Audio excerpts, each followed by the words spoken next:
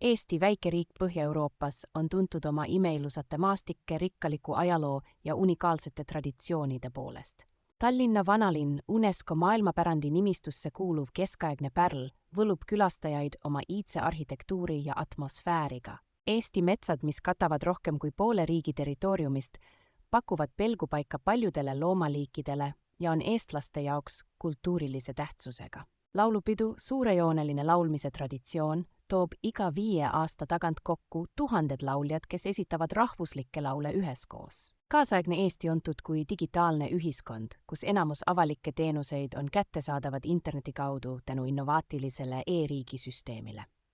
Eesti loodusmaastikud, eriti rabad ja sood, pakuvad igal aastaajal hingematvaid vaateid, mis peegeldavad riigi puhast ja puutumatut loodust.